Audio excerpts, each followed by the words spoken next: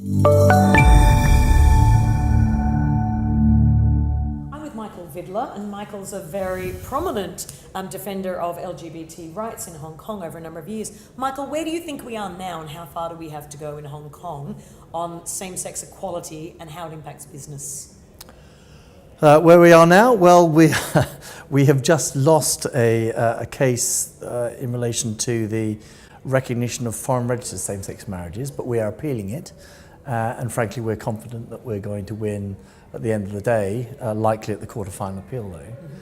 Mm-hmm. Where the business community can get involved, like Ogilvy, I think business community can get involved by having diversity policies, by having the leaders of the business getting involved and coming to events, LGBTI events, to set the scene and make sure that the more junior members of staff feel happy and confident that they can come along here and it's not going to be held against them.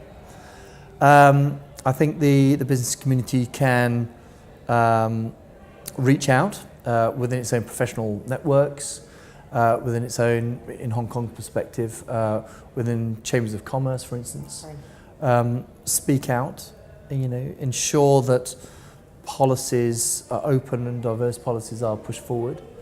In your experience, what are policies like in Hong Kong on diversity? Do many companies have those policies in place? I think the international companies do, yes.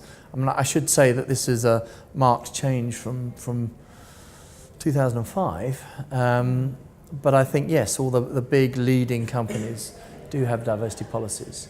And in relation to the QT case that we have on at the moment, we anticipate that certainly the major banks will be signing on to what's called an amicus brief, where they intervene in the case, putting forward the business case for recognition of foreign registered same-sex marriages. And what is the business case? What drives that for companies? Ultimately, it's where the bottom line is.